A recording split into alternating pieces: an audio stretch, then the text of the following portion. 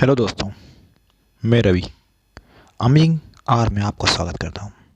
आज हम बात करने वाले हैं एक ऐसे स्थान जहाँ पर पानी के नीचे दिखता है खजाना। जी हाँ, आपने बिल्कुल सही सुना है। यहाँ पानी के नीचे दिखता है खजाना, लेकिन नाग के डर से कोई चुराने का साहस तक नहीं करता है। आज बात करते हैं हम कमरूनाग मंदिर के बारे में। जी हाँ, नाग पूजा का विधान न केवल हमारे धर्म ग्रंथों में मिलता है, बल्कि पहाड़ी क्षेत्रों में आज भी इसे उत्सव के रूप में मनाया जाता है। कई जगहों पर तो विधि विधान से नाग पूजा संपन्न की जाती है। इसे लेकर कई तरह की मान्यताएं भी हैं। कहीं मंदिर के खजाने की रखवाली करने वाले देवता के रूप में इसकी पूजा होती है, तो कहीं इन्हें कुल देवता के रूप में पूजते हैं। हिमाचल प्रदेश के मंडी जिले से तकरीबन 70 किलोमीटर की दूरी पर स्थित है यह मंदिर, जहाँ पानी के नीचे छिपा खजाना साफ नजर आता है। लेकिन नाग देवता के चलते आज तक कोई इसे छू भी नहीं सका है। जिसने भी इसे चोरी करने की कोशिश की, उसके साथ कुछ ऐसा हो गया कि फिर किसी ने कभी ऐसी कोशिश नहीं की। आइए जानते हैं। लेकिन वीडियो शुरू करने से पहले आपसे रिक्वेस्ट करना चाहता हूँ कि अगर आज आप इस चैनल पर पहली बार आए हैं तो प्लीज़ सब्सक्राइब करें, और ऐसी जानकारियों को रेगुलर अपने फ़ोन पर देखना चाहते हैं, सुनना चाहते हैं, तो कृपया करके ऐसे नोटिफिकेशन बेल को जरूर दबाएँ। शुक्रिया। इस पहाड़ी क्षेत्र की झील में है खजाना। मंडी के कमराह नामक स्थान पर घने जंगल से घिरी पहाड़ी का नाम है कमरूनाग।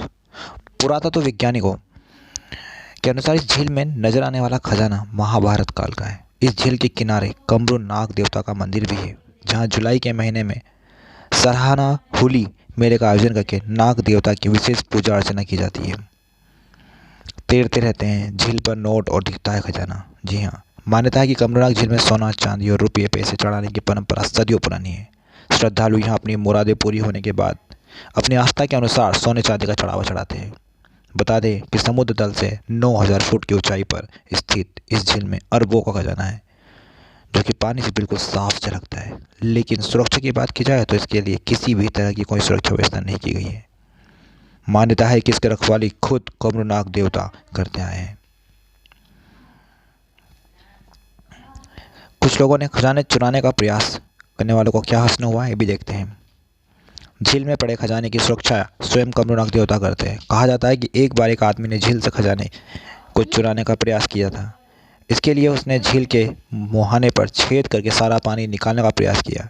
कहा जाता है कि इस प्रयास में उसकी जान ही चली गई। इसके अलावा एक बार एक चोर ने झील से खजाने की चोरी करने का प्रयास किया। बाद में वह पकड़ा गया। कहा जाता है कि इस घटना के बाद उसकी आंखें पूर्ण रूप से खराब हो गई। पौराणिक मान्यता यह भी है कि झील में पड़ा खजाना पांडवों की संपत्ति है, जिसे उन्होंने कमरूनाग देवता को समर्पित किया था। एक नया भी मामला आया था।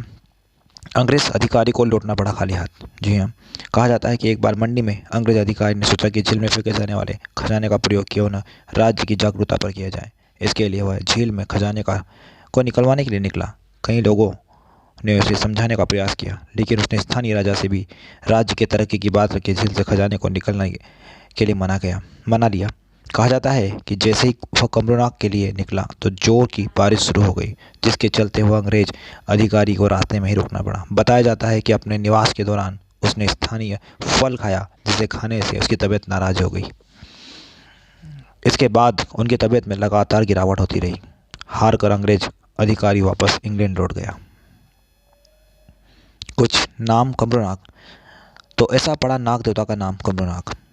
पौराणिक मान्यता के अनुसार महाभारत का युद्ध जीतने के बाद पांडव, जिन्हें महाभारत युद्ध के दौरान श्री कृष्ण ने अपने रथ की पताका से टांग दिया था, को एक पिटारी में लेकर हिमालय की ओर लेकर जा रहे थे। जब वह नलसर पहुंचे तब उन्हें एक आवाज़ सुनाई दी, जिसने उनसे उस पिटारी को एकांत स्थान पर ले जाने का निवेदन किया। इसके बाद वह उसे कमरू घाटी लेकर गए। वहाँ एक भेड़ पालक को देखकर रत्नाक्ष इतना प्रभावित हुआ कि उसने उसे वहीं रुकने का निवेदन किया। इस प्रकार का नाम कमरूनाग पड़ा। रत्नाक्ष की कमरूनाग में रोकने की एक यह थी वजह। रत्नाक्ष के कमरूनाग में रोकने के पीछे यह कथा मिलती है कि वह उसी क्षेत्र में जन्मा था। उसने पांडवों और उस भेड़ चालक को बताया कि त्रेता युग में उसकी जन्म इसी स्थान पर हुआ था।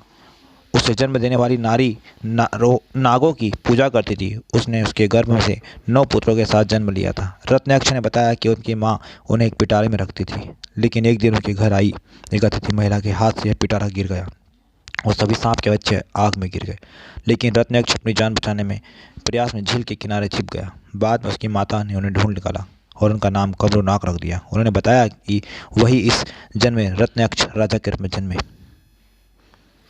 तो मैं आपसे पूछ करूँगा, किस प्रकार से आपको स्टोरी लगी बताइएगा, और इस कहानी को शेयर सब्सक्राइब जरूर करें। धन्यवाद।